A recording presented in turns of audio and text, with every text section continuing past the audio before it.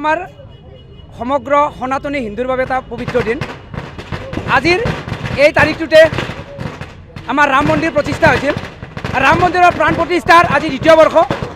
এই চেগতে আমি সমগ্ৰ সনাতনী হিন্দুক বিশ্ব হিন্দু পৰিষদ বজৰং দল নলবাৰী জিলা সমিতিৰ তৰফৰ পৰা অভিনন্দন জ্ঞাপন কৰিছোঁ। আজি আমি নলবাৰীত পবিত্ৰ হৰি মন্দিৰৰ বাকৰিত আমি ৰাইজৰ বাবে কিছু মিঠা ভোগ আমি চাকি বন্তি জ্বলাৰ লগতে আমি কিছু আতচবাজি ব্যৱস্থা কৰিছোঁ। আৰু এই চেগতে সমগ্ৰ সনাতনী হিন্দুলৈ আমাৰ তৰফৰ পৰা অভিনন্দন জ্ঞাপন কৰিছোঁ।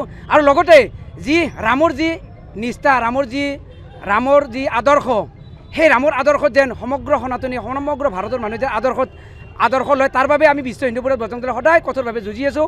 আৰু যিসকল এই জেগাতে মই অনুৰোধ কৰিম, যিসকল ছেকুলাৰ হিন্দু বিৰোধী তেখেতসকলক ক'ম যে এই যে পবিত্ৰ ৰাম, এই ৰামৰ যি সত্তা, ৰামৰ যি নিষ্ঠা, ৰামৰ যি ত্যাগ, সেই ত্যাগক স্বীকাৰ কৰি লৈ অন্ততঃ যিখিনি হিন্দু বিৰোধী তেওঁলোকক মই অনুৰোধ কৰিছোঁ, ৰামৰ যি সত্তা, সেই ৰামৰ চিন্তাৰে আপোনালোকে আগবাঢ়ক। তেতিয়া এখন আমাৰ ৰাম ৰাজ্য প্ৰতিষ্ঠা হ'ব।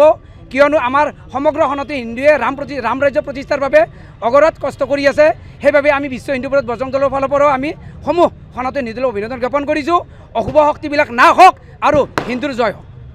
প্ৰাক্তন যিকোনো খবৰৰ বাবে যোগাযোগ কৰক আমাৰ এই নম্বৰত 9181 307 2221।